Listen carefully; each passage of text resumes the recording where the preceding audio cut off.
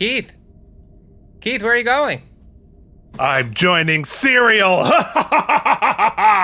was just as bad the second time. Yeah, it usually is.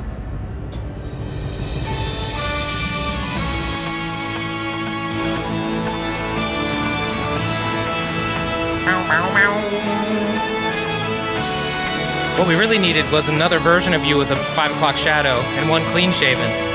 And I would have tried to tell the difference. He grew a lot of hair in that last one day, and not in the first month he was there. Yeah, that's true. All right, what's up, everybody? Welcome to Keith and Mike Watch Deep Space Nine. Mike and I could barely restrain ourselves from talking about this before we get started. We couldn't even get to the intro before we wanted to talk about this week's episode, Season 5, Episode 15, by Inferno's Light. Boy, it is really, we are getting into it, sir. Mike, how you doing, buddy? Doing good, Keith. Back to a relatively normalized sleep schedule with the old pup. She's doing good. She wants to bite everything. But then again, you know what? There's I'm trying to remember that there's some fun in that. Just like my podcast with you, you like to bite. But we all know that your bark's bigger than your bite. No, a lot of stuff happening in the world, man. This it's a great time to be a internet pundit, Keith. Be it for sci-fi or politics or whatnot, but a lot of stuff happening. It's been an inferno of light, but finally, of late, but finally I see light. Great. Boy, I really ruined that. That's okay. I feel similarly, man. There's something springs eternal within me. Whatever that might be. My God, I took my first deep breath in a very long time. All right, folks, before we can talk about By Inferno's Light, we have to talk about last week's In Purgatory's Shadow. Yes. And usually, if you want me to read your comment here on the YouTubes, first off, you gotta subscribe, you gotta like, you gotta leave a comment, right? That's obvious. Yeah, man, yeah. But also, I read the comments of our patrons at patreon.com/K&M, or if you leave a super thanks. But sometimes, if you say something real nice, or maybe you're a new commenter, I'm gonna read your comment because I want to point out that Alan T. Gurton said, "Good afternoon, Keith and Mike. I've been listening to the podcast and finally caught up on my Deep Space Nine viewing with the current show. I've enjoyed your discussion, especially as an adult, late 50s, who last saw the episodes on broadcast." Whoa, that's cool. Yeah, it has been very interesting to see these episodes with older eyes and life experiences, and I take joy in Mike's discovery. Just wanted to say thanks and glad I'm caught up. Thank you, Alan, for listening. And especially, I set out the assignment. You know, if you're listening to the podcast version of this, drop over to the YouTube and say hi, and Alan did that. And, taking joy in Mike's discovery was the concept of the show, and I think mixing that now with looking at all of this through adult eyes is sort of the subheader of what this show is all about. Very cool. Actually, it brings up a kind of a broader question I have for you, Keith. Because you're sort of, you've always been... We flirt with politics a lot on the show, obviously. We don't want to overdo it, but at the same time, it's obviously an interest of both of ours, and especially of you. And even at a young age, you were very motivated politically, and I guess less politically and more socially. I voted for Dukat in third grade, so... I guess my question to you, though, is... You know, a lot of what I'm finding really interesting, specifically about this episode and a lot of previous episodes, is the sort of political messes we get into, the political ramifications of a lot of the things happening on the station, outside the station. This episode, we remixed the political pot, which completely. Put it all in a blender. Yeah. But I'm wondering, as a kid, right, as a teenager, as a young adolescent, depending on where you are on the age spectrum, was that interesting in your sci-fi back then, or were you just waiting for the pews? Well, you know what? I think especially, I think I make a reference to it in the recap this week, that the geopolitical ramifications of this as it relates to like good guys and bad guys in war, I think is universally interesting because this feels very much like the Battle of the Five Armies in The Hobbit. And so I remember the first time I watched the animated Hobbit movie. Remember that? Back in the day? And they had that final battle where they just like another army and another army and another army and all these factions came in. For whatever reason, I was like so excited about that. And there was a lot of those medieval saga, the Lord of the Rings-ish types. There was Lloyd Alexander was a sort of like a young adult author who would write a lot of, had a series about the king. I forget exactly what it was called. Anyway, it was my favorite series when I was a kid. And they sort of were building to that level of stakes. So for me, I don't think I was seeing it through the lens of the geopolitical allegories, like which one's Russia, right? I was seeing it through sort of like fantasy epics and the various types of orcs, Right, yeah. And the dwarves are sort of the Klingons, and the Romulans are kind of the elves, and the obviously Ferengis are goblins. It's just like it's a whole. So Actually, that's sort of how I never really it. drew that parallel before, but that makes a lot of sense. I get it. Yeah. Yeah. So that was where I was at. All right. So Joshua Cronin says about In Purgatory's Shadow, love this two-parter. The reveal of Bashir and Garak's separate stories is awesome, and Martok's too, pure gold. I enjoyed this episode so much, I give it 96 self-sealing stem bolts as well. Brian from Video Game Drive-By says, my first episode as a patron. Yes, indeed. Welcome. Welcome. Love this episode. Garak makes everything better. Forgot to leave a rating. As the first part of a fantastic two-parter, I gotta rate it, only knowing it as a setup, not what it pays off. It's so well done, I gotta give it 84 self-sealing stem bolts. Harry Pothead says, at an hour 5, I'm assuming it's a time code for us, I think what's going on is Deep Space Nine and Bajor are about as close to Federation space. Oh, talking about like, why is the Federation so far away? And this is, I think, is a fantastic point. Deep Space Nine and Bajor are about as close to Federation space as Deadwood was to the United States territory when it was founded. And I think the show Deadwood is actually quite informative of how we should see the station, Deep Space Nine. I think that's a really good point. Because, Deadwood, phenomenal show. Everybody should watch it. And it does sort of speak, I think they were trying to establish that early on, that this was sort of lawless and there was not a lot of supervision directly. That feels right to me. Hibernation Pod says, one of my favorites. For me, this was before and after the episode. This was the before and after episode of the series. All that built up to this moment, and all that unfolded thereafter. This is our Maginot line here. I think that Garak, in his own personal way, experienced the same thing with Tain. 98 self-sealing stem bolts. YouTube viewer says about the cell and the cell on the planet having the life support system, building technology on top of technology was a great idea. Very realistic. A great many modern buildings are repurposed from the original structure. That's a good point. Good writing.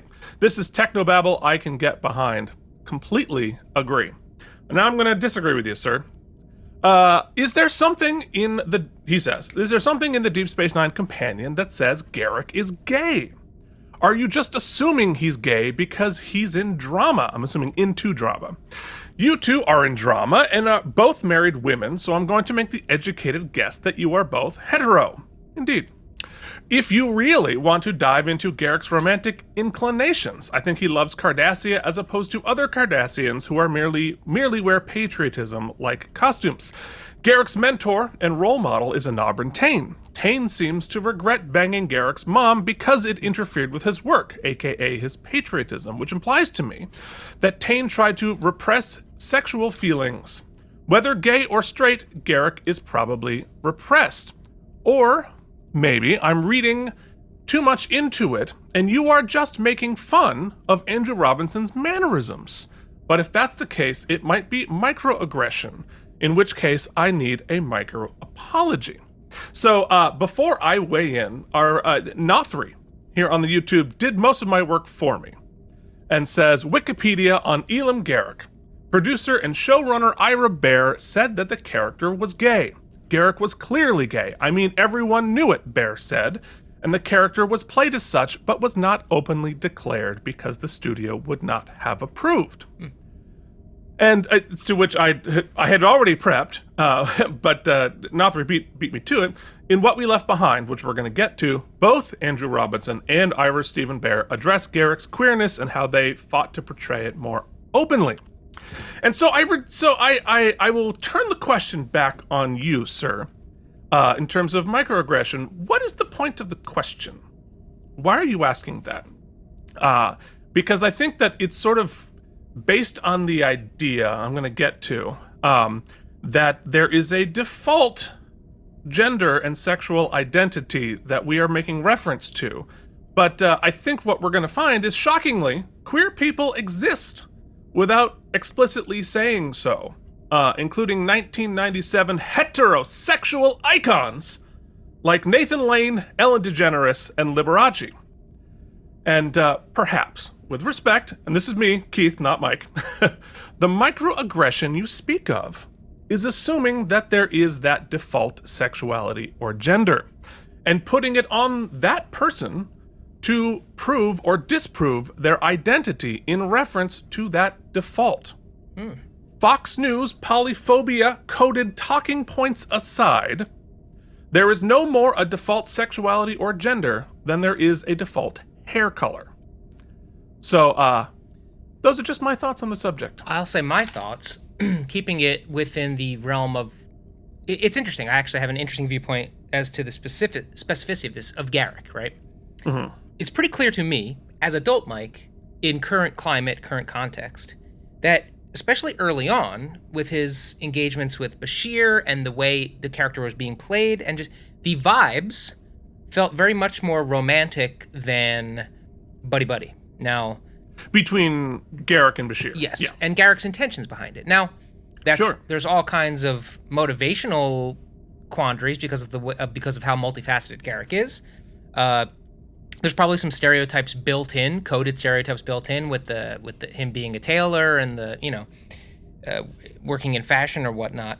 What I think is a missed opportunity, because Deep Space Nine is so free in its sort of polyamorous kind of conversations when we're on that planet with Worf and Dax, with Right, Dax on Ryza. Dax's sort of fluid Dax's- gender existence.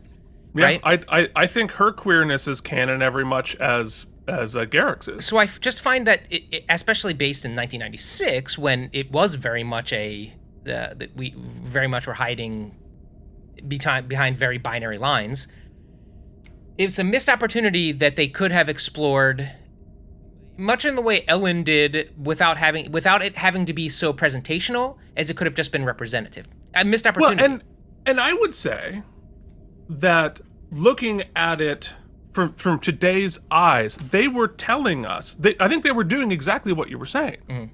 They were portraying it without necessarily having to call too much attention to it. It was just what it was. We weren't picking it up then. But I think the portrayal wouldn't be any different today, right, than it is now. We would just understand it. Mm-hmm. We would just understand the language that they were using, because, as you said, like, Andrew Robinson did perform it as him being sexually attracted to Bashir. He said so.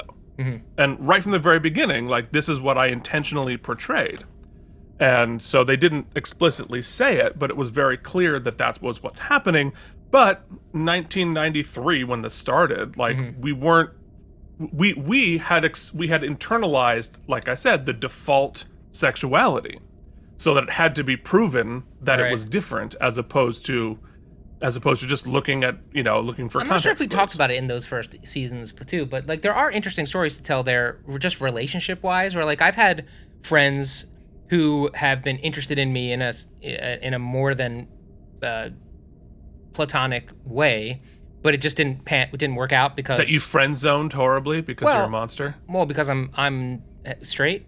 You know what I mean? Like, well, there, yes. And that is a thing that happens too. It doesn't mean a friendship can't blossom from that. There's interesting, of course not, there's interesting implications and whatnot. But anyway, I think it's interesting. I didn't know. Maybe we talked about it. I think now it's ringing a bell that it is actually canon, right? So that it has been discussed and whatnot. So that's pretty explicit in that case. Yeah. Well, I mean, and that the producers and the network were too afraid to portray it. But Gene Roddenberry wanted to portray that all the way back in the 60s. Mm-hmm.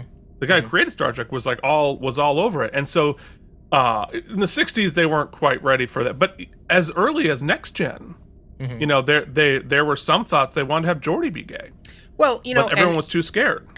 Now, all of that said, I think it speaks to Andrew Robinson to be able to do the U-turn and kind of even by the end of this episode, make the whatever we're doing with Zial kind of land in a way, which is pretty great. Land because we have the lexicon to understand what he was doing today. He understood exactly what he was doing, right? And I think, if we had more exposure to that community and understanding, all of that, we would probably have picked up on it. So before, I would have been like, oh, this Zial Garak thing, what's he doing? That's weird, whatever. And now I see the whole story completely in his portrayal because I understand it now. And like at the end of this episode, when she hugs him and you see all of that over his face, like, oh, I totally get it. It's not creeping me out anymore at all because I know what's happening. So anyway, those are my thoughts. Let us talk about By Inferno's Light, shall we? Please. All right, it aired on February 17th, 1997. One last time. And apparently, it got fixed. But maybe this is the moment, this episode, this is where we cross the Rubicon of unbreaking that heart, Mike.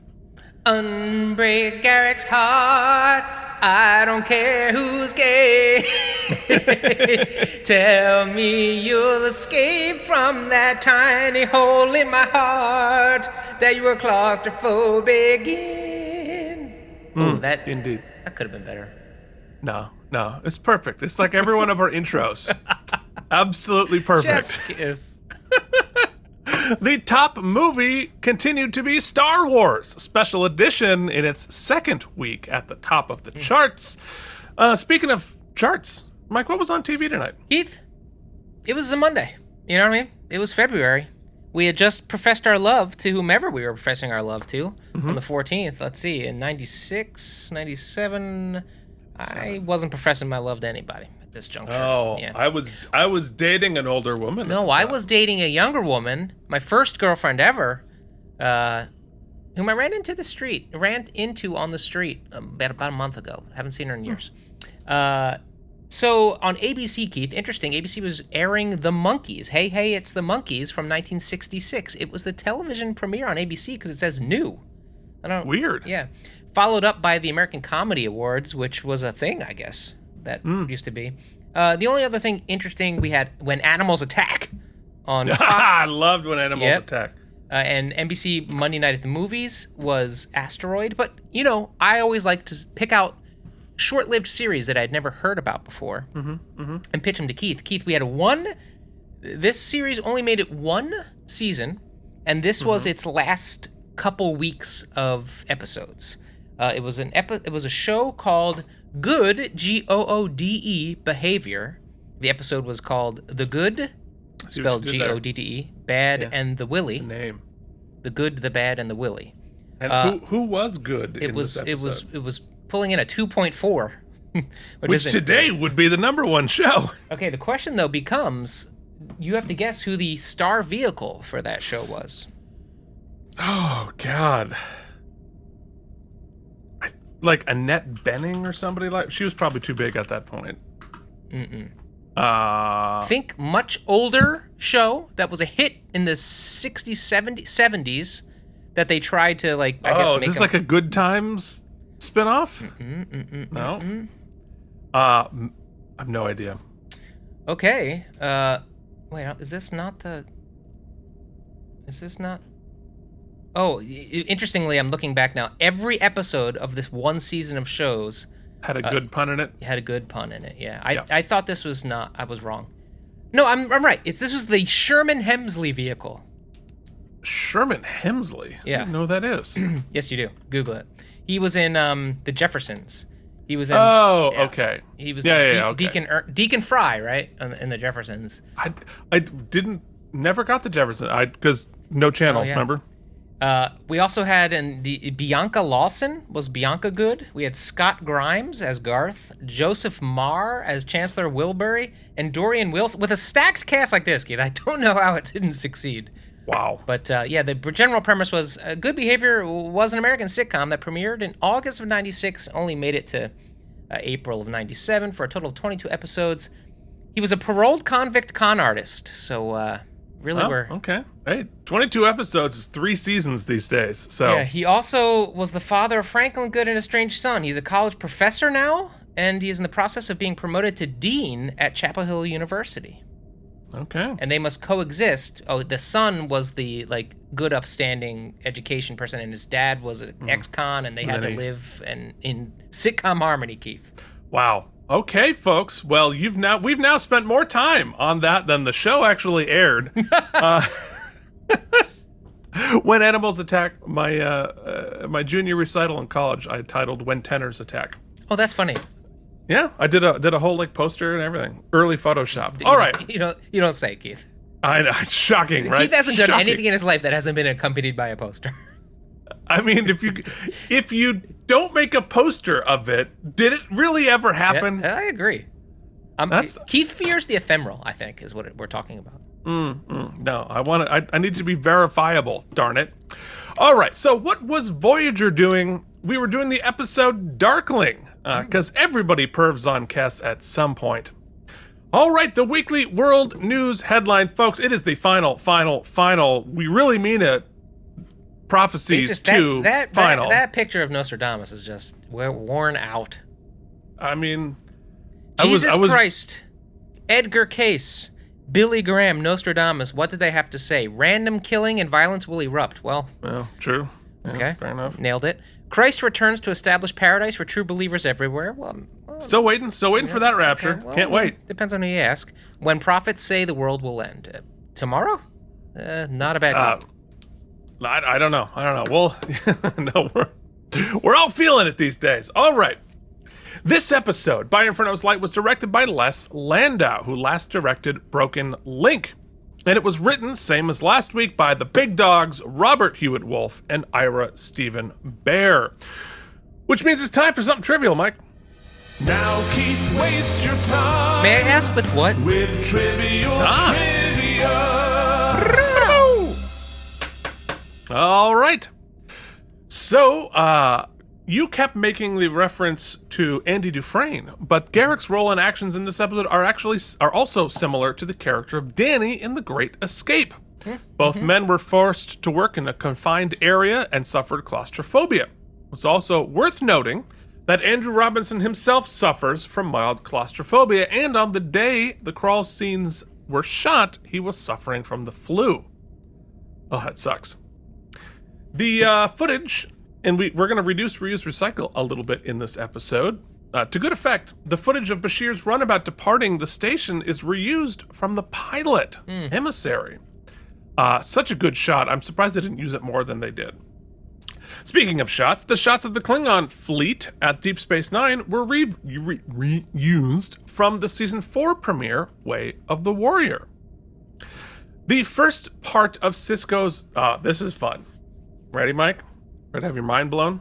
Can't the wait. first part of Sisko's vision from Rapture has come true. Yeah, A the plague locusts of were locusts they were heading going towards to Cardassia. Yeah, I don't know how that stuck in my brain, but here we are. Well, there it is. It's fine. It's come true. Gul Dukat's role in this story is reminiscent of Henri Philippe Pétain, the French military commander who fought against the German invasion in World War I, but in 1940 he submitted to the victorious Germans and was approved by them to be the puppet ruler of defeated France. Always historical allegories happening here. Robert Hewitt Wolfe, speaking of historical allegories, based the depiction of an economically depressed Cardassia on the brink of cultural collapse on the Weimar Republic, the government of Germany between the two world wars from 1919 to 1933. The Dominion's takeover of the Cardassian Union was likewise inspired by the Anschluss, where the Austrian National Socialist Party, after gaining control of the country's government, invited Nazi Germany to send in their military forces and effectively absorb the country. A lot of World War II allegories on Deep Space Nine, which makes sense. I mean, you want to feel old? Like, 1996 was to 1946. Yeah. You know? Mm-hmm. Well, you know, it's funny. Not funny. My mind was always blown because we grew up sort of in the shadow of, not really the shadow of, but the Cold War, right?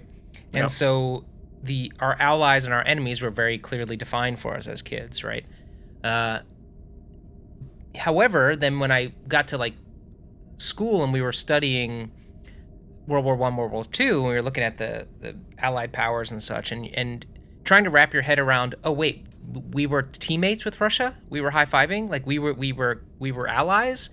It really was hard for me to wrap my head around it, and that is the case here. Whereas you realize then when you zoom out, and you realize in the face of war, in the face of global galactal conflict. Friendship, strange bedfellows, right? The enemy of my enemy, and such and so forth. So, yeah, it's cool. Yeah. I find the pot mixing and the back and forth, as long as it's backed up and it tracks, to be very interesting. Yeah, well, and it.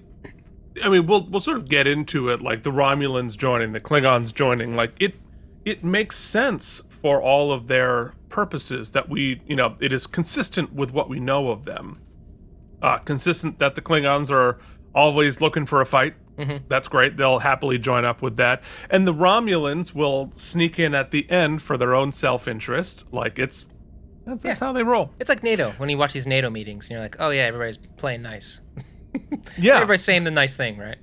Yeah, well, we might need it sooner than we think. Yeah. Speaking of people that we need, not sooner than we think, right now. Friends, it's our patrons. We have some incredible discourse with these people. Sometimes we agree, sometimes we don't agree, but we try to stay respectful. And I think that is the thing that I respect most about our community, and I appreciate. And I would encourage you to join them. You can do so from as little as $1 over at patreon.com/KNM, up to as much as you can handle, because you are just becoming a producer on the show and helping us offset our time and basically saying thank you. You do get some other stuff, including watching me watch each episode of Deep Space Nine live on a stream almost every week. We set a record this week, Keith, for the most people, and it's just amazing. We have a chat going, and you can be part of the team. And we will also say your name on the internet. Ryan Kimball Beersock, Peter Bank, Frank Rinch, Quarks Bar, Yanba, what's up? Welcome, Ryan Chesley, Joshua Cronin. Thanks for upgrading, Ryan. Yes, Ryan knew it was time. And so he did so. Joshua Cronin, Merritt Neef, Andrew Hayes, Alan, and the Mysterious, and that entire Mysterious household. They're mysterious and glorious, and all of the yeses. Worf's Big Old Boot Shivs, Charles Babbage, Harry Podhead, Anton Thies, Carl Fisher, thank you. CRM Productions, Nikolai Ivanovich, Lobachevsky, Delusions at Noon, YouTube Viewer, James Hubbard, Hibernation Pod, Miri, Brian from Video Game Drive-By, Cool Pod. Check it out. Odo's Bucket. Welcome, Odo. Welcome. He's gooed up and he's resting. Not Odo. It's the Bucket. Yes. We're welcoming the Bucket. You know, and one of these days, I think Goo Odo will join us as well. But until then, we'll take any sort of receptacle who's willing to join. JD Makes, Colin Dagan, Chris Mitchell, CRM, Pat, Josh Cronin, the people who send us stuff in the mail. Guess what? You can do that too and get it. Thanks. Jerry Don Dillard III. Great to have you back, JD. Lutz Kremer, Wyatt Elridge, and Andreas Erickson. And Keith, we'd be remiss if we didn't go from here into the hallowed halls of the K&M Hall of Fame. Yes, indeed. These are the big dogs. The big money. They have We have been a receptacle for far too much of their money. You hit $100, you get in the Patron Hall of Fame. You're here forever. Doesn't matter if you'd never speak to us again. Casey Clark, Brian Kaufman, Jason Moe, Joshua Cronin, the Mysterious Ann, Andrew Hayes, Worf's Big Ol' Boot Shivs, Jennifer Masanova, Cloud Lover 69, Izzy Tom Brady, who knows? Jorge Davoa, Charles Babbage, and Bryant Kimball Beersock. Thank you so much for being patrons. Thank you for entering into the hallowed halls of the Hall of Fame. You can also join the team by going on over to patreon.com/K&M. Okay. Let us get back into the episode proper. Sure. Anytime now, Michael. Take the slide off. Dude, but that was a code. That was a nonverbal cue. Yeah, gotcha. And after the edit, it's going to be so much better.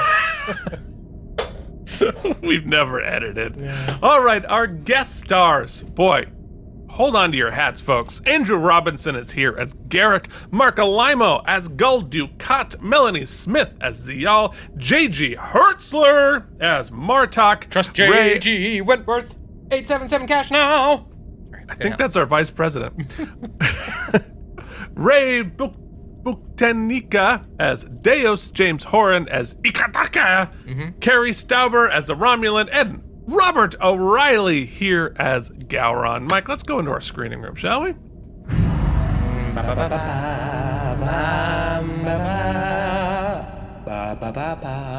That's a silent K. Buktenika. Buktenika is too hard to say. I love a bucatini, you know what I'm saying? It's a nice thick pasta. Give me that bucatine. That was a drink. Go for a bucatini. All right, so this is part 2. So, Mike, why don't you recap part 1 for us? Well, turns out Bashir has been not Bashir. We got an infiltrator, and they are doing some sort of funky business. They jammed up our weapons, all kinds of craziness. We don't even know what the big plot is yet, but they're acting the strange fool over there. Meanwhile, the Jem'Hadar have kidnapped a bunch of us. We got Garak, we've got real Bashir, we've got Worf, we've got a Breen who doesn't say a GD thing, over on some moon base rock floating through space, and yeah, there's bajillions of Jem'Hadar ships, all pointing their phasers not on stun right at us, and we are on the brink, Keith, of intergalactic war. Okay, well, that is a book report I imagine Mike would have given in 8th grade. No, I would have. Yeah, in 8th grade. Yeah, now I would have been like, "Hey, dear ChatGPT." Yeah, exactly. All right, so at this moment, the Jem'Hadar fleet has come through the wormhole and are staring down the station. The Defiant has gone out to meet it, the runabouts, and Dukat's little ship, but they're in trouble. Kira and Dax head off in the Defiant, like I said, and Dax says, there sure are a lot of them, and Kira, badass as ever, says, that'll just make it harder for us to miss. But then, surprise, the fleet turns left and heads for Cardassia, and Dukat, I guess they turn right on the screen. I'm trying to figure it out. Anyway, they're heading for Cardassia, and Dukat leaves with them. And he says, your concern is touching, Major, but I think you misunderstand me. I'm not attacking the Dominion fleet. I'm joining it. What are you talking about? I'm afraid I have a confession to make, Major. For the past few months, I've been conducting secret negotiations between the Dominion and Cardassia. And as of last week, Cardassia has agreed to become part of the Dominion. You can't be serious. Goodbye, Major. You and I are on the same side. You and I on the same side. It never seemed quite right, did it? Dukat gonna Dukat. And he pieces out. What did you think here? The twist. Awesome twist. Maybe better than the twist last week of the infiltrator. And I think, I guess now that I'm aware of the sort of criticism that every time you make a swippy swappy, it returns to the default case, right? Like he was a bad guy, and then we did so much work on sort of making him, if not sympathetic, then sympathetic adjacent as a character. And then now we've just kind of defaulted him back to mustache twirly. But that said, so I can see where you could make that argument. That said, I think it worked. I think all of his politics totally line up, right? Like, he's an opportunist, right? And here's an opportunity to both get back at the Klingons, to get the Klingons out of Cardassia, to return them back to what he thinks is strength, to get himself back into a place of power, and to basically avoid having to come into conflict with the Dominion without appearing to tuck his tail between his legs, right? So it sort of all lines up. And he prefaced it, they made reference that it's been ongoing. And if you now trace the breadcrumbs, you can see between what he said to Sial last week and some of his behavior, I mean, it all tracks for me. And so it not only was a cool twist, but it made me pissed off at Dukat. It made me respect his evilness, and it's not just like, it's not mustache twirly, right? It's plotted. It's even worse. It's motivated. And so, Keith, in short, awesome. Yeah, well, I mean, Dukat, as we have developed Dukat, we have not changed Dukat. We have merely added layers and complications. Mm-hmm. Because Dukat's defining desire, power. Mm-hmm. Now, he wants to be loved. He does love his daughter. He is invested in his daughter a little bit. He searches for being respected and loved and redeemed in some fashion, but that has never been able to override his desire for power. Mm-hmm. And he can start to work back down the food chain. Remember when they demoted him and he started to work his way back up. But now he's all his way back. Right? And so like he'd love to have his daughter love him, but not at the expense of power. And what he's figured out here is a way to instantly become the leader of Cardassia, even if it is a weak figurehead. Meat puppet? Yeah. A meat puppet. It's fascinating, but it is all completely in keeping with what we know of Dukat. The motivating things. He has a motivational hierarchy, and you see different pieces of them all the time. Anyway, I think it's great. It makes perfect sense. And we're going to talk a lot strategically when we look back on this. And I hope, and you said on the live stream, like you want to go back and watch the last act again to sort of follow all the machinations of that.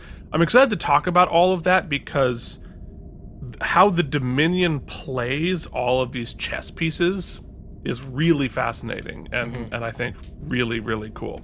All right. So in Act 1, in the prison, Worf, Bashir, and Martok and Garak make plans to escape. They've made a secret hole in the wall that gives access to the makeshift transmitter. But it's a really tight space between the walls. I wonder how bad that must have been for Tane in the walls. Because Garak and Tane are kind of like you and me. Like, I think I'd have some trouble in that wall. Anyway, so the plan is to contact the runabout and beam them off. And the only person who knows how to change the message that the transmitter is sending is Garak. Now, I already hear everybody's number one wormhole. Why is the runabout still in orbit? Yeah, that was it, Keith. Why is it still sitting there? Yeah. And what I'm going to say about that wormhole, acknowledging it, I'm going to say put a pin in it because we might talk about that a little bit more later. Okay. So anyway. Yeah, because my wormhole for the episode is like the Jem'Hadar's security, right? Nobody's checking. I mean, like they're doing clear Shawshank in there, and nobody's. I mean, I guess if you're on a floating rock, there's only so much you could really do anyway, I guess. But then why leave the ability to beam off? Why leave the runabout alive? That's all. Well, it's the Alcatraz, right? You know, because they're in the middle of the water there, but they left their boat docked at the entrance. Mm-hmm. Yeah. I think there's a couple of different things happening here, and we can talk more about it when we finally sort of finish that thought. Okay. Anyway, so the only person who can go and fix it is Garak. Then they get a school announcement calling all the prisoners to the gym. And a Vorta announces that the Cardassian prisoners, hey, you're being released. You're all Dominion citizens now. Except for Garak. He's not popular with the head of the new Cardassian government. Who is it? Of course, it's Gul Dukat, who we mentioned it on the stream too, but I wrote it down here before that. Who we're still going to be is clearly no longer a Gull, but we're used to hearing his name as that, so we're not going to change it. Yeah, I think that was a YouTube viewer that brought that up, and it's good point. Smart. It's a great point, actually, and I think his reasoning is. I'm pretty sure YouTube viewer. I keep saying his. I'm sorry if I'm misgendering you, but I think YouTube viewer's point is unfortunately probably true, right? Like they're least common. They're under evaluating the intelligence of the viewer. They're like, well, we can't confuse him, so let's just call him Gull still. That's right. He's going to be congressman forever, even though he's emperor. Yeah. Yeah. I mean, Gull is his first name now. Whatever. Very it's cool. just it's all about branding. Look, they were talking to Cassidy Yates, who said branding is more important than accuracy. You know what? That's fair. So okay. So we go to Cardassia and see Dukat giving a speech on the propaganda monitors. Dukat, and they actually reused this setup from a previous episode and just replaced Dukat with whoever was there last time. So that was interesting. Dukat says the true leaders of the Alpha Quadrant, and now the Dominion, I'm assuming. And now we are joined together, equal partners in all endeavors. The only people with anything to fear will be our enemies. My oldest son's birthday is in 5 days. To him and to Cardassians everywhere, I make the following pledge. By the time his birthday dawns, there will not be a single Klingon alive inside Cardassian territory or a single Maquis colony left within our borders. Cardassia will be made whole. All that we have lost will be ours again, and anyone who stands in our way will be destroyed. This I vow with my life's blood, for my son, for all our sons. It's definitely a teleprompter speech. He's got a good speechwriter, yeah. Yeah. So our heroes watch this in the wardroom. This is being broadcast everywhere. Kira, of course, immediately says, I'm going to kill him. But they turn to another important task. Figuring out who sabotaged the plan to close the wormhole. So we find out in this that the gizmo, they were going to close the wormhole, it actually locked it open. So it's even more stable now than it was, which means the Dominion can come and go at their leisure. Not good. O'Brien says, I don't know who it was, but they did a pretty thorough job. And then says what I just said. Bashir, fake Bashir, says we should do another round of blood screenings. Interesting. There's probably another changeling infiltrator. Smart. I wrote, he's trumping, i.e. accusing everyone else of being what he is, but I think you put it better. How'd you put it, Mike? He who smelt it, Keith, dealt it. Indeed. Very smart. So in Act 2, back in the prison, Garak has been working for hours in the walls. He is starting to crack up a bit, and we're discovering that he is a pretty bad case of claustrophobia. They're interrupted by some Jem'Hadar coming in, and they tell Worf it's time, and Worf is ready. They leave, the guards do, but stay too close to rescue poor Garak from the wall. Worf is being brought to the fighting pit to fight Jem'Hadar, and we find out casually that their leader, Ikatika, is the one who took Martok's eye. Which is why, if you remember, which Mike I know you will not, the Martok that we met before had both eyes. And that's how you can tell it's the real Martok, because he only has one eye. Which also means, from a practical standpoint, that Hertzler could do none of the fight choreo, because he had no depth perception. Oh, interesting. Do you need so two eyes for depth perception? Yeah, you do. That's how you determine depth perception, because you have a reference point. Interesting. Yeah. So yeah. Is that science? That is science. I didn't know that. Yeah. So people that are univisioned don't have any depth perception? Yeah. Well, I mean, our eyes are like 3D glasses, right? You need to have 2 reference points to tell distance. Because your cameras are angled from 2 slightly different positions. Yeah, but you could drive, right? People who have one eye drive. Yeah, you can drive. You just don't have depth perception. I'll have to Google that, Keith. Do it. Google it up. I challenge you, sir. I'm not challenging you. I want to know more about it. I didn't know that. That's all I'm saying. Oh, Not everything. You better hit that bell. Beep, beep, beep. Hit the fight bell. All right. Oh, we're not going to get into it. Let's look it up. Anyway, so Ikatika says, today we train against a worthy adversary. Observe, analyze, remember. Soon we will face his people in combat. The lessons you learn here will ensure victory, and victory is life. I like this bit. So I do have a complaint about it Okay. later, but for the most part, I like that it's not just like, let's aggrandize Worf and his badassery, which it does do, and it's awesome, and I think it also rebuilds the relationship with him and Martok, and does I think a bunch for Worf's like family legacy going forward, right? As they will sing his tales. But also, it's not just, it shows once again the Jem'Hadar are not just like mindless Gorn killers, right? They're using this as a tactical exercise, basically. Sure. Yeah. And I think that's pretty cool. Yeah. And as actually YouTube viewer pointed out on the stream, I think it was, Worf on Next Gen, we talk about him as this badass Klingon, but every single episode he is one-punched. Yeah. Anytime there is any physical conflict, Worf gets one-punched immediately.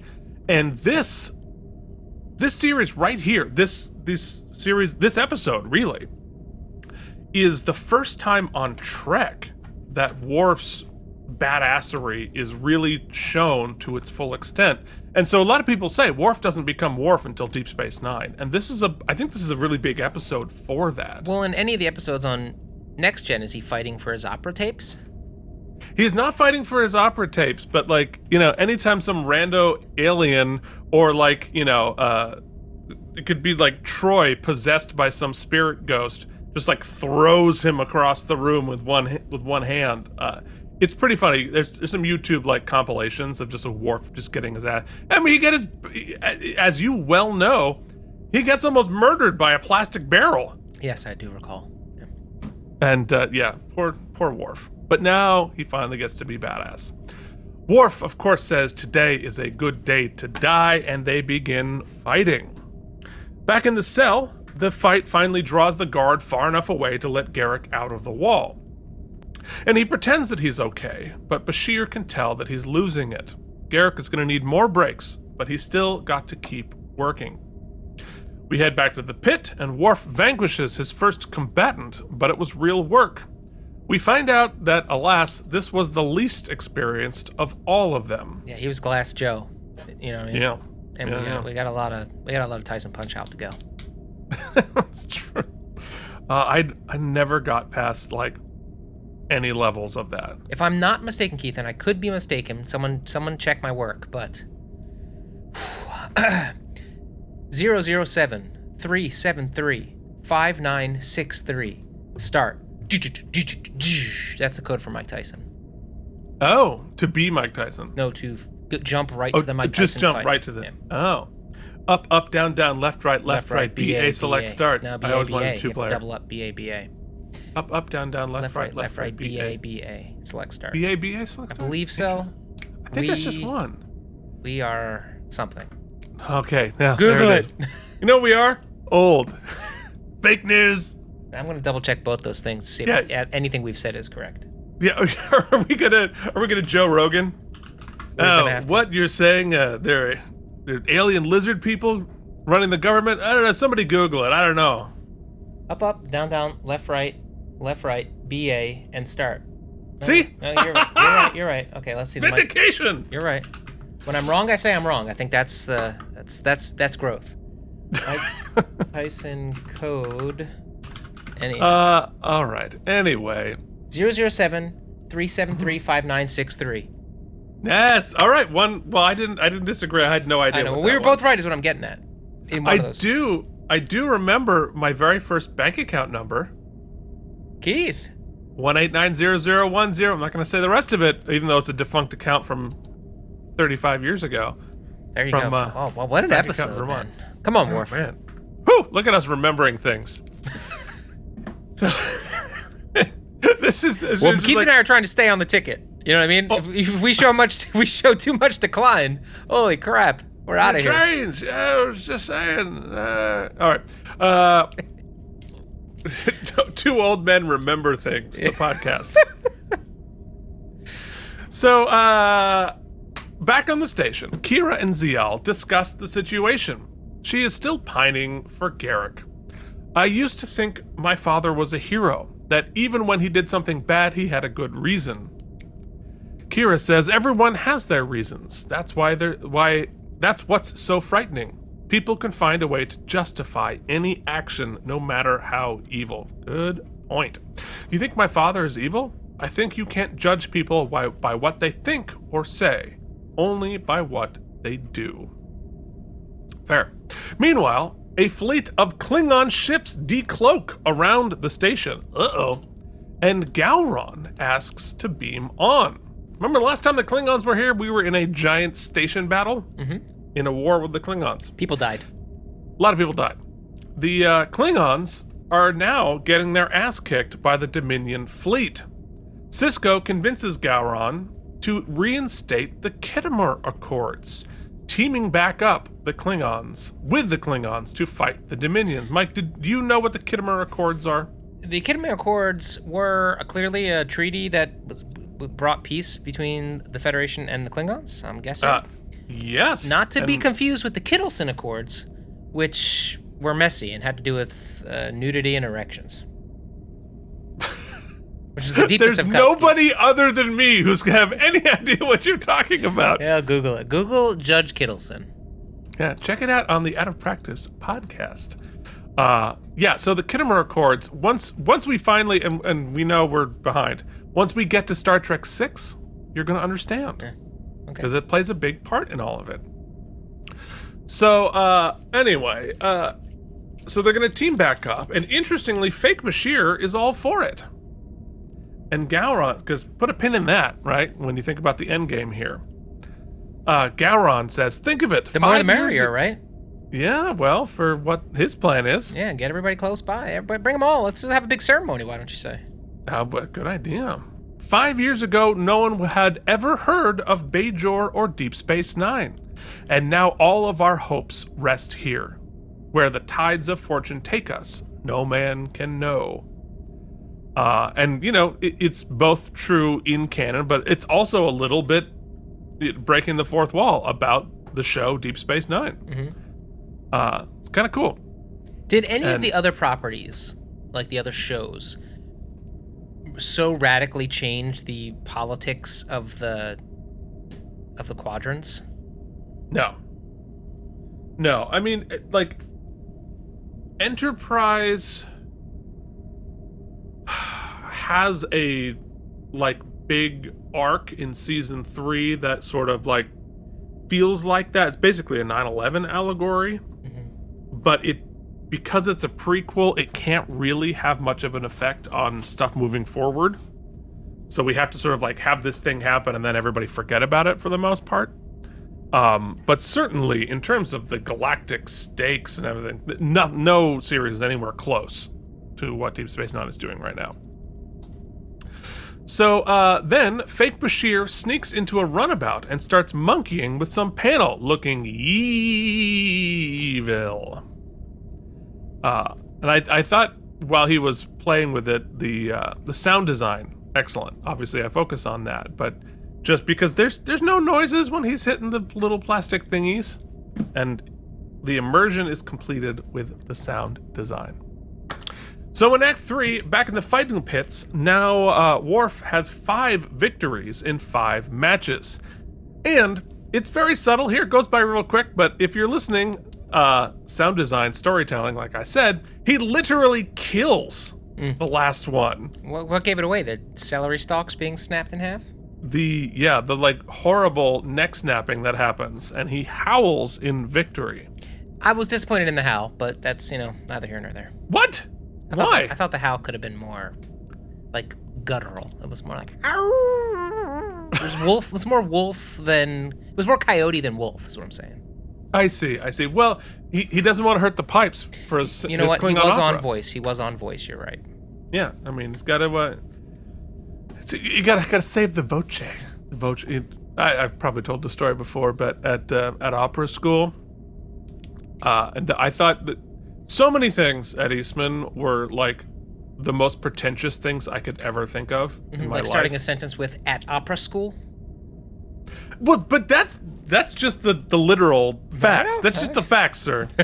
Nothing but that's the facts, ma'am, and nothing but the facts. But you ready for this? You're gonna have a visceral reaction to this. When get ready. When voice majors, i.e. the singers, i.e. me, were feeling sick or tired or whatever, it would not be uncommon. It's like, oh, how are you doing? For them to say, oh, the voice is tired. Not my voice. The voice is tired. The gift. Oh my god. No reason.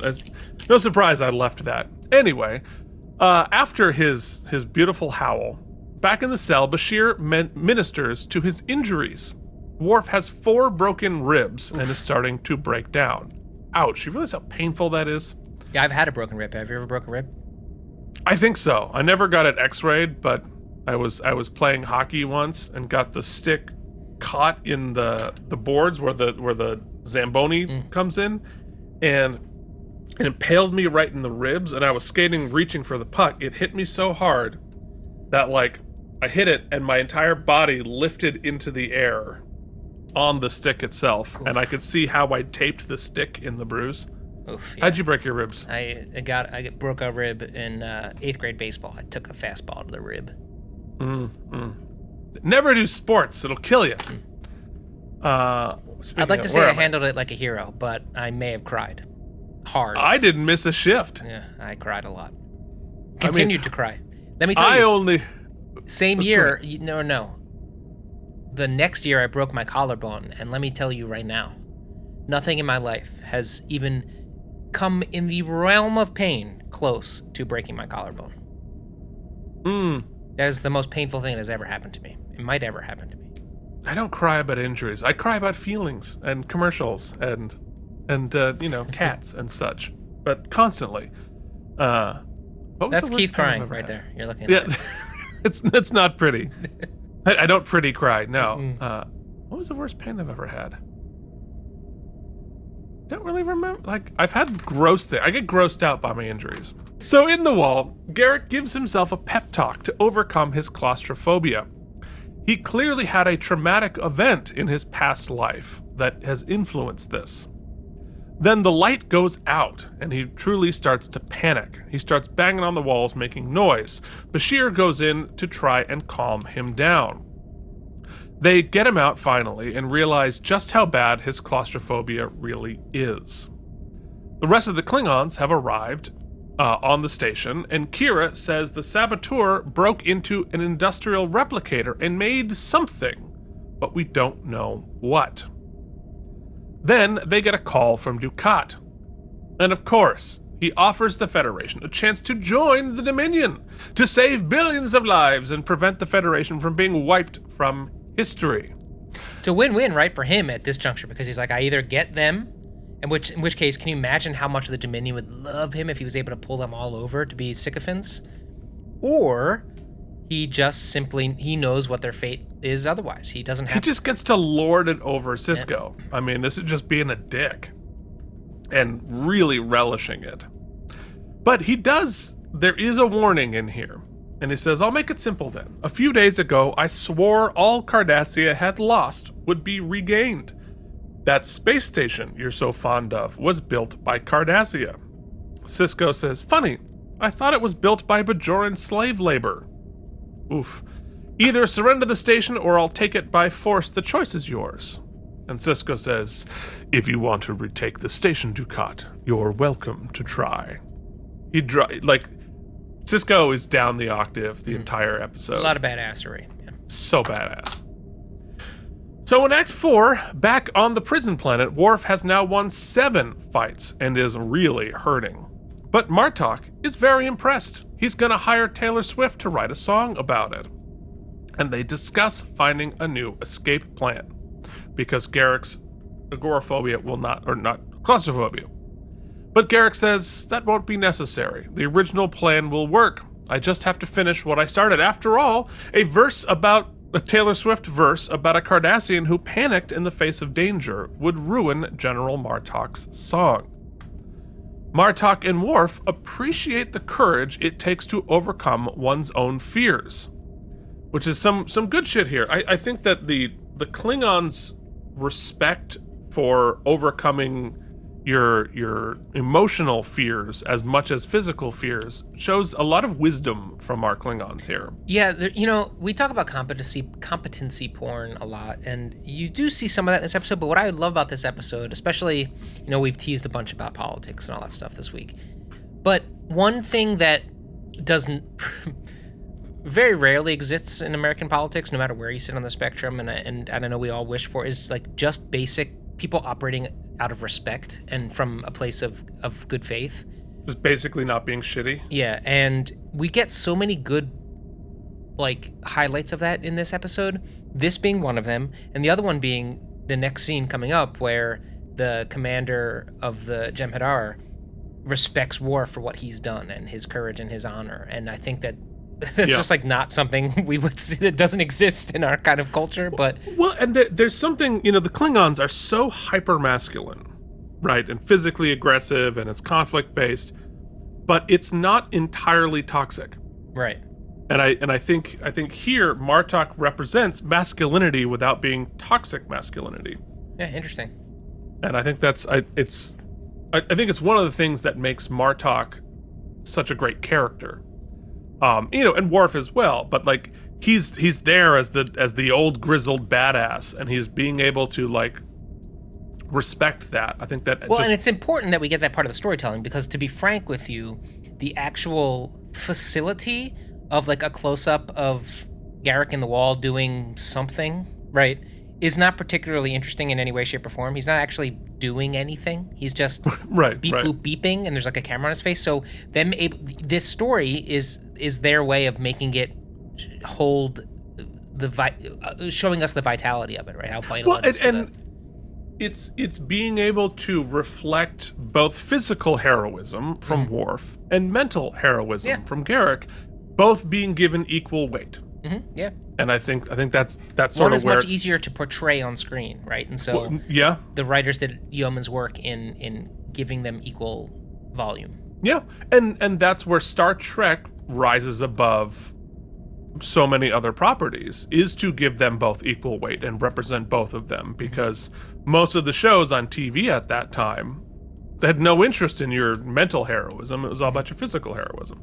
Anyway, it's sort of again, sort of progressive thinking through sci-fi.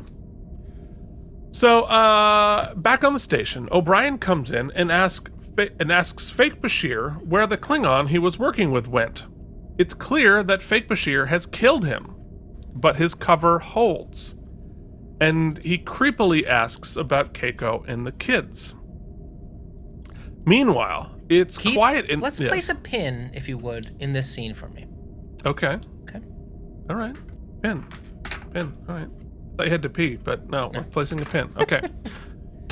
Meanwhile, it's quiet in the bar, and Quark, always prepping for his new rulers, is nervously complaining to Zial that the Dominion doesn't seem to eat, bang, or gamble much. Quark, always thinking don't steps drink, ahead. Don't smoke. What do you do? He's a survivor. Zial reassures him, hey, you know what? Maybe the Vorta will. They're not going to, but it's a fair point. Cheers Quark right up. And the Starfleet task force has arrived at the station as well. Big fleets now. Back in the prison, Worf is ready for his next battle, and the Vorta is there now as well, and he plays a very effective Dick. He says, fascinating. Even after all he's been through, the Klingon still thirsts for battle. Doesn't he ever tire of it? And Ikatika says, I never do. He says, you fight because that is what you were designed to do. All that motivates him is some barbaric sense of honor. And it's now time for the boss fight. Ikatika is going to fight Worf and Garak while Garak works feverishly.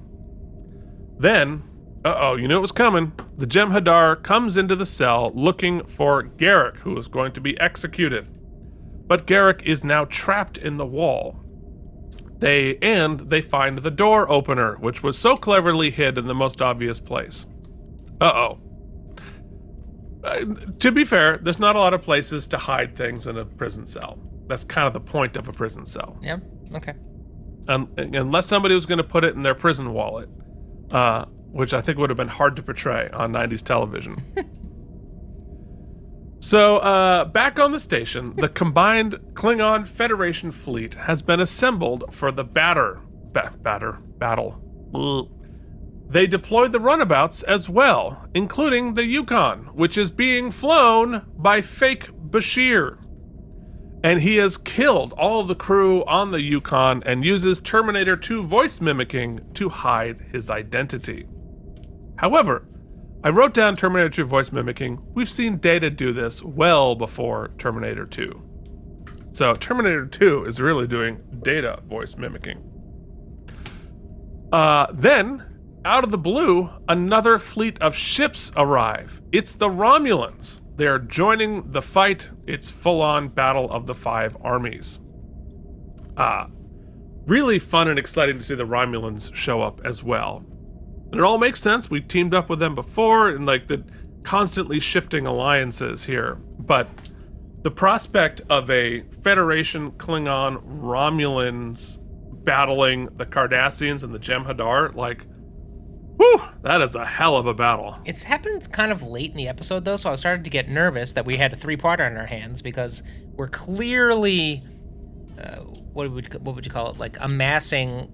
The Brinksmanship can't really. We've reached critical mass, right? Something needs to blow at some point, and critical so escalation. I was wondering where we're going, but we're about to find out. Yeah, here's feared a three-part, hoped for a three-parter, but I mean, yes. Also, Mikey, we have not reached critical mass. No, I mean, yes, clearly. There's escalation possible even further. Anyway, so in the cell, the Jem'Hadar interrogates Bashir about the door opener. He says it's a self-sealing stem bolt. I'm so honored they made a reference to us. You get some stem bolts. Yeah. Hell yeah. They are self-sealing. I think we're going to have a lot of those around here this month. The Jem'Hadar then executes an extra when another Jem'Hadar notices the door in the cell wall. Meanwhile, Ikatika is kicking Worf's ass. Martok tells him to stay down, but I don't know how we jumped so far ahead. Yeah, what happened to all your screenshots? Hold on, I'm gonna have to cut. It's fine. It's fine. Just go backwards really fast. Guys, don't look. Nobody look. Cover your eyes. Eye muffs. Oh, here we go. Okay. So, Worf is getting his ass kicked. Martok says stay down, but Worf is, of course, going to Rocky 1 this whole thing. The Jem'Hadar then goes through the hole in the cell wall, but sees nothing so far. But then the Breen, who we haven't seen do anything yet, grabs the gun and shoots the first Jem'Hadar and is vaporized by a second. Then Bashir and the Romulan kill the last one. Then I thought this was pretty cool. It goes by quick if you're not watching it. Bashir stabs the last Jem'Hadar straight through the throat, which is pretty brutal. Did you see that, Mike? I did, yes. I was like, ooh, Bashir, look at you. Garak can now keep working, but they're running out of time. Meanwhile, Worf keeps getting beaten to a pulp, but keeps getting up. And Ikatika says, enough, Klingon, you have proven your worth. Worf, you heard him, enough. I will not yield. What are you waiting for? End this. And Ikatika says, it's over. It's not over. You heard him. I yield. You what? I yield. I cannot defeat this Klingon. All I can do is kill him. And that no longer holds my interest.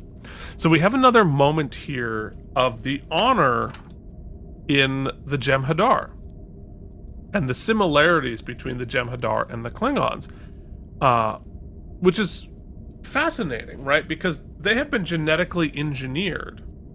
But I think it speaks to something in the evolution of culture, intelligent species and culture, that regardless of how you were engineered, culture is going to develop naturally. It's going to evolve, and there is going to be some sort of code of ethics that happens no matter what, which I think is interesting. So they have developed this honor-based system, which you'd think the Dominion would try to find a way to get rid of because it's making them hard to control.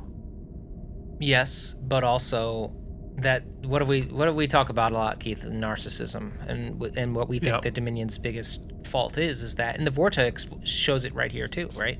Yeah. You know, and instead of posing even that question and recognizing that threat, he just sees him as disobedient, put him down. Yep. Right? Rather than explore, just put him down. That's a very good point. So he says, shoot them both. And they shoot Ikatika, and right as they're shooting Worf, Garak succeeds and beams them all out, just as they kill him. They get on the runabout, and Worf and Garak take a moment to give each other the action movie head nod before they warp out. I might say, maybe warp out and then do the action movie head nod, but that's not what we did. Back on the station, the invasion fleet is showing up on the sensors everywhere. But there's nobody there. Then they get a priority 1 message from Bashir, the real one. Sisko, to his credit, puts it together quickly and realizes that fake Bashir is the infiltrator. And he says to Kira, destroy the Yukon at all costs. Luckily, fake Bashir had killed the crew on the Yukon and not just held them hostage, because well, I suppose that's war, right? So we find out fake Bashir's plan. He has rigged the Yukon with a bomb that is going to explode the Bajoran sun, destroying Bajor, Deep Space Nine, and the combined Federation, Klingon, and Romulan fleet, all without firing a shot. Yikes. Kira takes the Defiant to warp within the solar system, risky, and catches the runabout just in time. It explodes, and they discover that all of the warp signatures of the invasion fleet were fake. Damn, that is some smart Dominioning. Like, they almost took out 3 fleets, the station, and Bajor. All like that. What did you think, Mike? Cool. Good. I mean, I had a wormhole, but I think that wormhole's gone now. Okay, cool. Yeah. So, at the end, Garak returns to Zial and Quarks. She hugs him warmly, and he looks very uncomfortable. That's actually a great screenshot for it. She's like, oh, and he's like, okay, I'm gonna get myself out of this. That's fantastic nonverbal acting from Andrew. You know, I brought up my high school girlfriend, and God bless her, man. She was cool. She still is. I'm sure she's a great person, but I definitely wasn't as into it.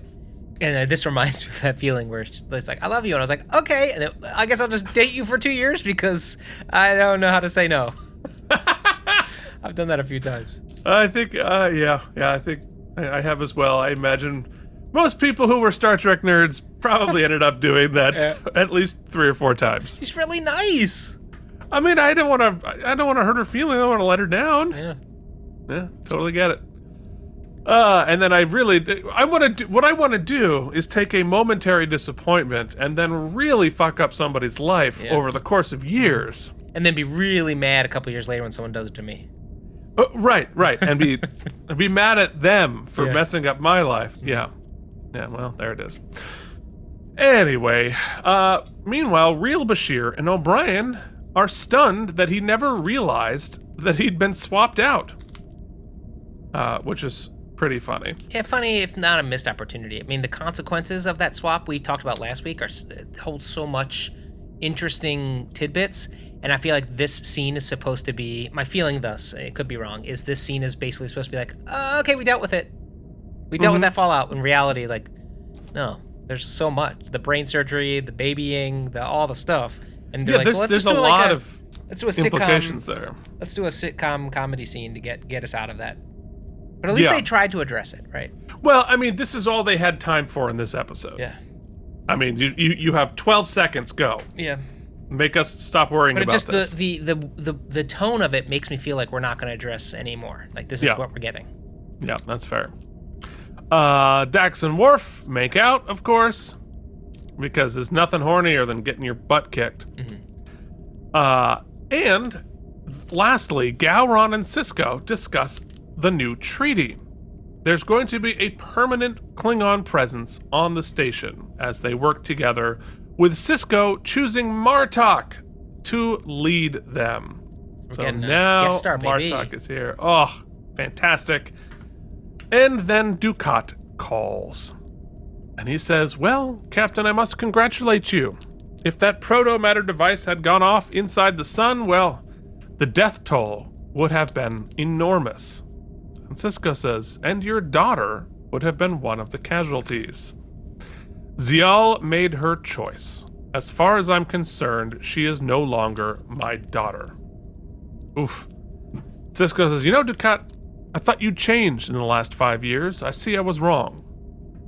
One man's villain is another man's hero, Captain. You should see the monument they're erecting in my honor at the gateway to the Imperial Plaza.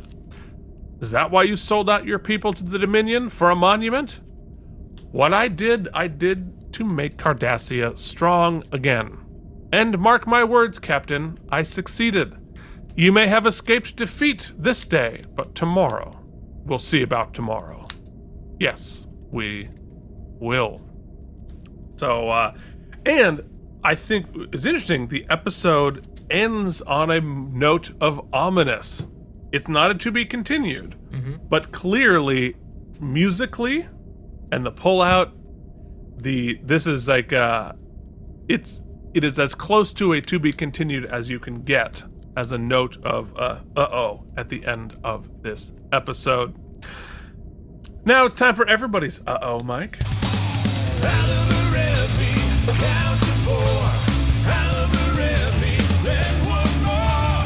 AlamarEmmys, it's AlamarEmmys time! All right, Keith. I think we should start where we always start, with the wormholes, and I'm going to start using wormholes sometimes to just, like, I don't know that it's going to be full wormholes, but maybe some quibbles I had, and use this section for that because it'll... Worm quibbles? Yeah. So, you said we're not talking about the runabout, right?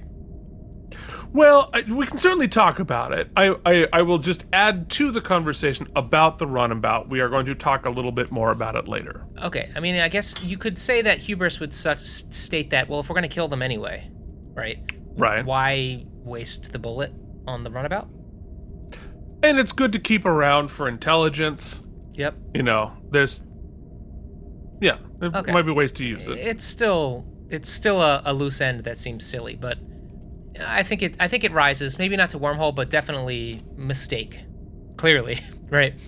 The other thing that is like wormhole-esque to me is I have a criticism about the episode that I feel like the beaming out at the last second to avoid the laser beam to be killed, and they just happen to then beam just in time to warn us about fake Bashir before fake Bashir does his plot, is all very Deus Machina, very convenient, and a missed opportunity because they give us the scene with O'Brien and Bashir where clearly O'Brien could be intelligent enough to figure it out, right? The callousness of Bashir by saying we're talking about playing darts when like the world is on fire, and I think that I for sure thought that was going to be the seed planted that was going to help us unravel, and we could have had agency in discovering the saboteur. And I feel like one of the biggest missed swings in this episode is that we have no agency on the station of discovering the saboteur, and it makes the denouement feel very convenient, right? So I'm putting that in my wormhole section, even though it's not an official wormhole, but it seems silly. Okay.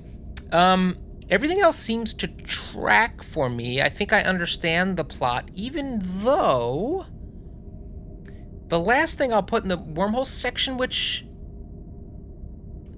theoretically speaking, right? If we're going to, are we to assume, maybe we're not to assume he was going to die, but if the supernova was big enough to destroy Bajor, destroy the station, countless lives lost, you'd think that we were going to that changeling wasn't going to make it, right?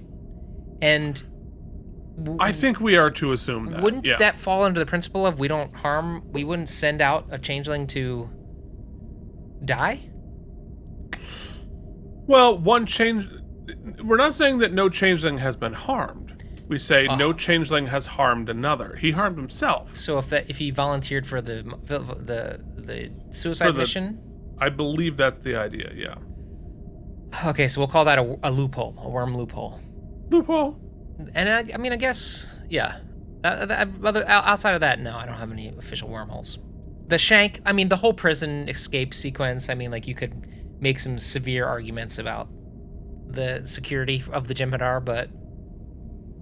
Yeah. Well, again, for the same reason that the Vorta don't pay much attention to the Jem'Hadar's honor. I think it's all arrogance. Mm-hmm.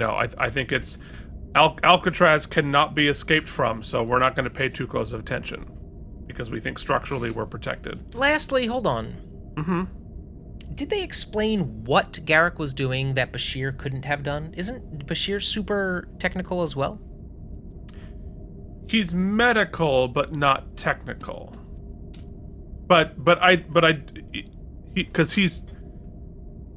I think it's like super advanced technical stuff that he learned. It's like spycraft stuff as opposed to medical stuff.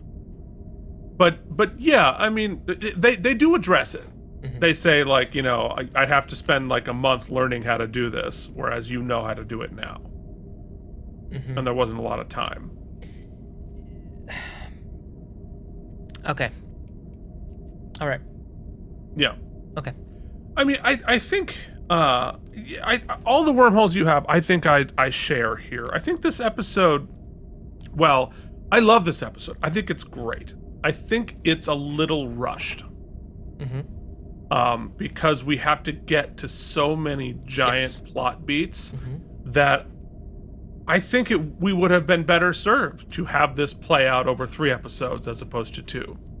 To allow for each of these things to breathe a little bit, because these are all such giant plot things that are happening. The Klingons rejoin the Khitomer Accords. The Romulans team up. Dukat hands over the Dominion. Keith?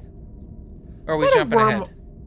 Yeah, it's a little bit jumping ahead. But I the reason I say it now is because the wormholes, I think, are created by being rushed. More than anything else. So let's go to best moment, and then I'll continue my diatribe. There's so much good stuff in this episode. For me, I think, once again, I thought I wasn't expecting more twists because of where we landed in episode 1. So the Dukat thing, for me, really is my best moment, because it jaw-dropped me. Even though I should have seen it coming, and it's not a shock, it just jaw-dropped me, and I thought it was so great, and it had so many great implications. It was so tasty. And I love a lot of the honor stuff. I think maybe you're gonna get that, but I'm gonna go with the Dukat. Yeah, and I think, I'll talk more about what this does for the episodes, for the characters in this episode. But I think I'm gonna do I could only kill him, I can't defeat him. Which is like, look, it's Rocky, right?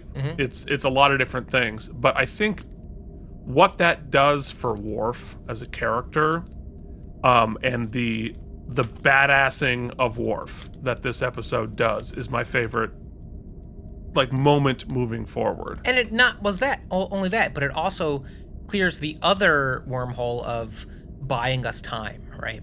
Right. Well, the sacrifice he made to give time, to give Garak time to do the work. He had to be the distraction. He had to buy time, and Garak had to buy courage. I thought the part was really cool. All right, let's do some stem bolts. You get some stem bolts. Hell yeah, they are self-sealing. Here are some stem bolts for you. Yeah, I don't want to eat your lunch there, Keith, but I agree. I think the pacing is what suffers the most here. And like you said, they just had so much to do. The biggest trade-off, I feel, is I would have sacrificed a little bit of the montage, right? And maybe instead of having Worf fight 5 mini-bosses, maybe I would have done 3. To give us a little more time to discover the saboteur, or to do something more with agency on DS9 instead of just like being reactionary, right? Oh, and it would have made the ending feel a little less Deus Machina, because it really feels that way. Like, oh, we let the poor Honor, oh my god, I've blanked on Jem'Hadar get shot, but then we beam out just in time, and then we get a safety message over there just in time. It all feels a little bit contrite, and I feel like we could use a little more agency.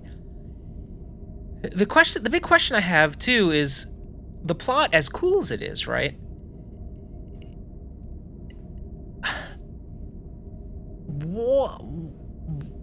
The questions and this isn't like a criticism, this is the question, right? Why do such a intricate? I get it. Without firing a shot, they could have had mass casualties, right? So it's more of a terrorist attack than anything. Versus, why not just have the Dominion fleet come in and blow us all up? Like at this point, why do they have to? Are they showing the restraint? Is it because of a weakness? Is it because they don't have all those ships? Is it because what is the advantage for them to do it this way? Well, there's a huge advantage, right? Because why do a giant, costly, both in terms of your equipment and people and lives, do a giant battle that's going to wipe out half of your fleet, when at least you can try something that wipes out their fleets without firing a shot? I mean, like, why expend all of those resources when even if it's like, a shot in the dark, even if it's not likely to succeed, why not try to do it without having to do the battle? I mean, yeah, I mean, I that makes sense to me. But I'm wondering, like, tactically. Well, and also, we don't know that they want to. Yeah. Right. They want to be handed. They're going to go and establish a foothold on Cardassia. They don't want to be, it's like it's almost like a supply chain, right? They don't want to be like having to move their entire army during a battle across quadrants. Go establish a foothold, go build your base, then you can decide what to do on Cardassia. So I think it's like, but if we can take the sniper shot and shoot the leader, get rid of these guys without really having to engage, all the better. Yeah, if they're so well thought out, then they're sort of security lacks of these prisoners who seems ill thought. But well thought out and hubristically arrogant are not mutually exclusive. Okay. So that all said, the ending it was difficult for this episode to live up to the first part, and I feel like the ending lets me down a little bit. I would say I liked so much of the stuff, and I the excitement carried through. I loved the Dukat of it. I loved Ben being Ben. I loved Worf being Worf. I loved all the character work and everything. And I loved the political shakeup, which we haven't even discussed before. The political shakeup of kind of strange bedfellows and these tentative alliances, and now Cardassia over there. I feel like where the chess pieces have moved is awesome now, and I love this for that. I mean, am I a little let down that like we just kind of set the table again at the end of this, and we still haven't got to like, oh my god, let's just make out already? And by make out, I mean have a galactic war. I just want to watch thousands of people die. Yeah, it's like, come on, baby. But I know where we're headed, and I like a little tease, right? I mean, you can't have Bruce Willis and Sybil Shepherd just making out in the first episode. We gotta play with our food a little bit. So I get it. All told, Keith, what did I give it last week? 96. Yeah, it's not quite last week, but it's not far off. 93 self-stealing stem bolts for where we're going. Roads? Keith, I have a feeling where we're going, we don't need any roads, baby. Yeah, no, for sure. Yeah, it's interesting because like I see all of your criticisms and I think they're fair and I think they make sense. And perhaps it is shaded by what I know is coming and what do we do really in all of this? We rearranged the pieces on the chessboard. Mm-hmm. We rearranged the players and set ourselves up for the next move. And this battle with the Dominion, this Cold War, it is very much more chess than checkers. Mm-hmm. It has been just lots of maneuvering, and so these pieces being moved become bigger, and we're starting to use the queen a little bit. We're starting, not just the pawns anymore. But we still haven't engaged fully, but we've sort of set our pieces together, getting ready for the battle. And so it is like one of those things where you spend an hour just rearranging the pieces on the chessboard. I wish that this episode were longer. Mm-hmm. I think that it is given that the escape from Alcatraz is a little. I wouldn't mind, and I think if we did it today, right, that would be a whole episode. Worf buying time for Garak to get them out, and do the 3-act structure with Worf fighting, do the 3-act structure with Garak's overcoming his claustrophobia and the hiding and the tension of all that. I think given some more time and space to let that breathe, it would have been more satisfying. That said, I still think it is because of what it does for.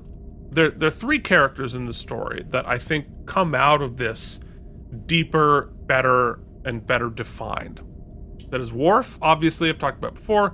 We badass Worf. We buff Worf in this moment here in a way that they always say in writing, right? Show, not tell. And so Worf's badassery on Next Gen was almost entirely told but never shown. Whereas here we show it without necessarily telling it. And I think that now looking forward, Worf is just badasser than he's ever been in Star Trek because of this episode. We're also getting to know Martok and understanding his mixture of badassery and wisdom and empathy that we haven't really seen before, and we haven't seen from a Klingon authority figure before, right? Even on Next Gen, what's his name? Gowron, right? Has not been shown to be particularly wise or particularly kind or to have empathy. He's kind of rash. He can be a bit of a dum-dum, right? And so our only reference point to a Klingon being particularly wise or kind is Worf. And he's not even really. But to have Martok come in and be an authority figure, he's well above Worf in the Klingon structure. He's older, he's tougher. And it's like, oh, okay. The Martoks of the Klingon culture are why I think they were able to develop warp drive. And not just they're out killing each other with sticks. You know what I mean? Because he has some deeper wisdom in there. And so I like that about the Martok. And Garak, we see Garak's, in both of these stories, Garak's vulnerability emotionally we have seen his physical vulnerability in The Wire, right? But his complicated feelings with his father, right, which make him not make not technical decisions, but like sort of calculated decisions. He stops making calculated decisions because of his emotional vulnerability with his father. And he has emotional vulnerability with his claustrophobia. And we see that for the first time here, because he's almost never vulnerable in that way. And I think it gives us a lot in that character because we see his emotional vulnerability here as we get to know him better, and he becomes deeper and more interesting. And lastly, what this episode does for the character of Dukat. Now, we've talked about it before, right? This, I think, is not returning Dukat to an earlier version of the character. It is revealing the character that always was. And I think that it takes him back to the point of villain. It takes but a complex villain, and it's great. It's really fun. His coldness to his daughter, as juxtaposed with Garak's connection, right? Like that you see Dukat's superficial connection with people and Garak's superficial lack of connection to people. He pretends that he's not connected to people, but he is. Dukat pretends that he is connected, but isn't. And I think that that's very interesting to see for these characters. So while there are giant geopolitical machinations here, rearranging the war chessboard, I think what this two-part does is do a lot for the characters. And I really like that. So, and I like the Dominion's plan here. You know, I understand it's resolved a little fast. I get what you mean about it's a bummer that our heroes didn't catch on, and it wasn't O'Brien who was able to turn that. But I think it's a genius plan. Yes. Let me actually, I want to get that number, but let me articulate, because I didn't say it in my thing. Here's, I think, what is bothering me about the prison stuff. It is genius. So much of it is tactically brilliant and genius.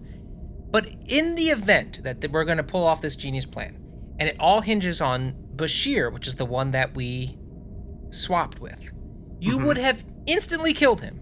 There would be, we know two things. We know for a fact that they have the technology to brain investigate us. So anything they wanted to garner information from Bashir, they would have done that, and they would have killed him, because the risk of having him alive and having him ruin the plot doesn't make any sense. Followed by, we also know that brain prison is a thing, is a technology. And if they probably have it, they've probably gotten it from that other. So why wouldn't we just brain prison them and they wouldn't be a threat? You've just left, there's so many dangling chads that for some reason it strains the credulity for me. Now, why did they keep a high value prison? I think you're right, because if they can read minds, there's not intelligence value to get out of them. But I think and he's it's the leverage. Linchpin of the whole. Okay, leverage. That is the only thing that makes sense. Yeah. And also, Bashir, I don't think the infiltration was about Bashir. The infiltration was to get there and find the most convenient person. Yes, I think expediency was or just opportunity was the reason. I think it was Bashir went to the conference. Oh, we can grab him and replace him because he's the one who left the station alone. More than anything else. And, you know, it was more. We're not going to kill Siddig. I mean, I get it, but I'm just saying. All right. Anyway, where do you fall down number one? So all of that. I wish it were another part. I still think it's great. Yeah, it's great. So it gets a 92 self-sealing stem bolts from And the me. one thing we inferred, but we did not explicitly say, is it also puts the just specter of the Dominion and what a threat they are, right? If they can swap us at any time, they have terrorists. They were going to supernova, and let me tell you that from a production standpoint, rather than show all these battles, to just have a star blow up and eradicate a bunch of ships, that saves a lot of money, Keith, visually. They're really thinking about the budget, but also like they're foothold now. They're on our side of the quadrant now. And the big bad Cardassians, who were our number one adversary for seasons, are now taken over. So like the implications of that is crazy. Cardassians are part of the Dominion.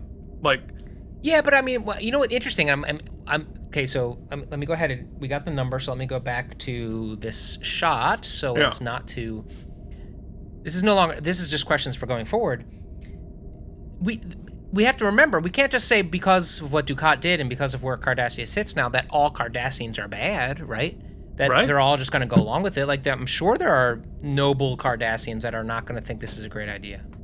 Well, I think they are an occupied country, and if with the allegories. We've visited some Dominion-controlled places that weren't great. No, well, and whether or not they are occupied France in World War II, or they are Poland. Weimar Germany before they got taken over by the Nazis, they're kind of a little bit of both. Yeah. Right? And so it's the military leaders, Dukat opportunistically seizing power by subjugating yourself to an outside force. Yeah, the people of Cardassia are going to have a completely different take on this than Dukat. And what is Dukat's position? How tenuous is his position? Who's propping up who and how? I mean, it all, when you really start thinking through all of it, that's what I like about this. I forgot who was saying this is the before and after 2 episodes. Because you think through the consequences of all of this. And like, everything's different now. It seems like, we're all still alive, but everything is different. Everything is completely different now. And it's never going to be the same after this set of episodes. It's fun. Which is why on IMDb, this one gets an 8.8, which makes it 11 out of 173. Okay. And next week, we are doing the episode Dr. Bashir, I presume. Which I can't wait to get your take on and everybody else's take on, because it's a really interesting episode. I personally love it, but not everybody does. So here we go. All right, so folks, that's it. You've listened to us talk for far too long. Thank you for listening to Keith and Mike Watch Deep Space Nine. If you're listening to the podcast, leave an episode or review. You can join our Patreon at patreon.com/K&M. Till then, we'll see you next week. This has been Keith and Mike Watch Deep Space Nine. Thank you for watching K&M Entertainment. If you enjoyed our particular brand of nonsense, please like and subscribe. Or become one of our patrons at patreon.com/K&M. I mean, if you don't make a poster of it, did it really ever happen? Yeah, I agree.